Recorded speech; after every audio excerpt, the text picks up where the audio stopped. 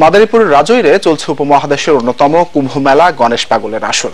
লাখো ভক্ত অনুসারীর কণ্ঠে শুরু গুরুর বন্দনা, তাদের আনাগোনায় মুখর মেলা প্রাঙ্গণ।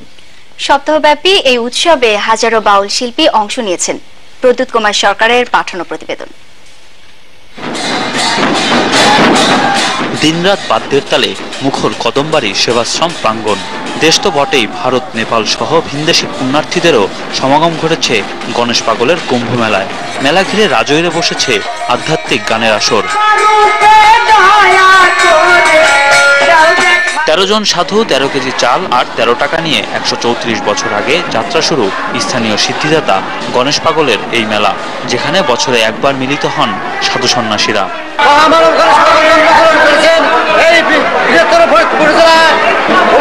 বর্তমানে এই মহাপুরুষের কৃপায় এই জ্যৈষ্ঠ কুম্ভের মেলা ভারত সহ বিভিন্ন রাষ্ট্রের ভক্তরা এখানে আসেন এবং এই মেলায় 3টি প্রবেশদ্বার রয়েছে।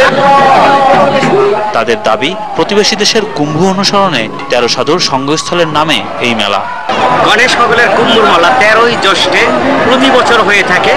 প্রায় 20 থেকে 25 লক্ষ ভক্তবৃন্দ এখানে এসে থাকে। সনাতন ধর্ম অবলম্বীদের এই দক্ষিণবঙ্গের সর্বশ্রেষ্ঠ মেলা এই গণেশ পাগলের মেলা।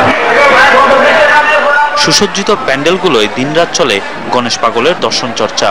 দিনে দুবার প্রসাদ বিতরণ করা হচ্ছে ভক্ত অনুসারীদের মাঝে। কুম্ভ মেলাকে ঘিরে 6 বর্গ কিলোমিটার এলাকা জুড়ে বসেছে বারোয়ারি মেলা। বৃহস্পতিবার থেকে শুরু হওয়া সপ্তাহব্যাপী এই মেলায় দূর দূরান্ত থেকে ছুটে আসছে দর্শনার্থীরা। রাজীব সাহা, যমুনা নিউজ।